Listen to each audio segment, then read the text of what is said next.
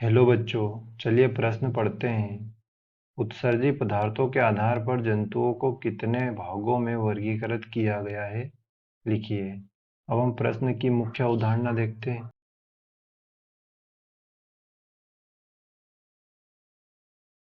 मुख्य अवधारणा: उत्सर्जी पदार्थ के आधार पर जंतुओं का वर्गीकरण।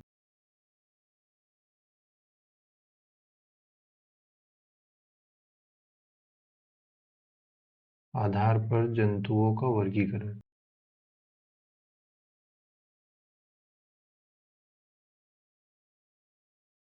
तीन प्रकार के उत्सर्जी पदार्थ है। तीन प्रकार के। अब हम एक एक करके देख लेते हैं। पहला है अमोनोटेलिक।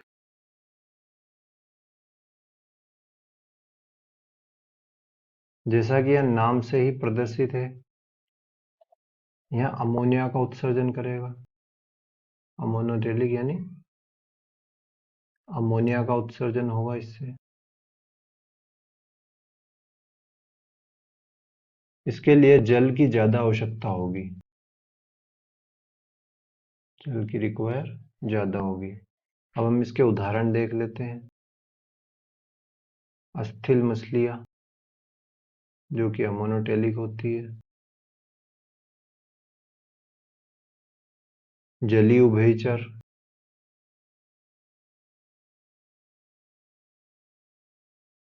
और जलीय कीट।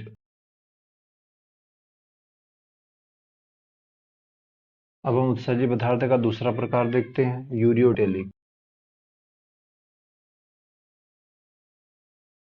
यह भी नाम से ही प्रदर्शित है। यूरियोटेलिक मतलब यूरिया का उत्सर्जन होगा, जो कि अमोनिया से कम टॉक्सिक है। तो इसके लिए जल की कम आवश्यकता होगी। अमोनोटेलिक के मुकाबले जल थोड़ा कम आवश्यक होगा। इसके उदाहरण देख लेते हैं।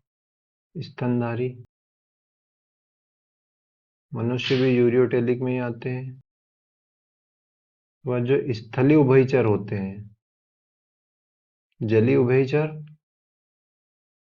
अमोनोटेलिक में आएंगे, लेकिन स्थलीय उभयचर यूरियोटेलिक में आएंगे, क्योंकि स्थल पर जल की उपलब्धता कम रहती है।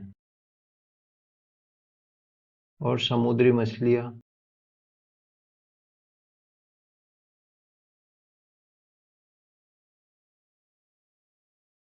अब हम तीसरा प्रकार देख लेते हैं, यूरिकोटेलिक।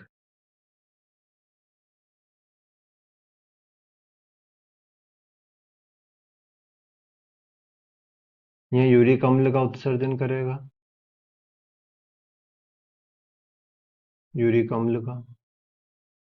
इसके लिए यूरियाटेलिक से कम जल की आवश्यकता होगी। यूरिकोटेलिक से भी कम जल की आवश्यकता होती है। अभी हम इसके उदाहरण देख लेते हैं। इसमें सरीसृप आएंगे। सरीसृप, पक्षी और स्थलीय कीट।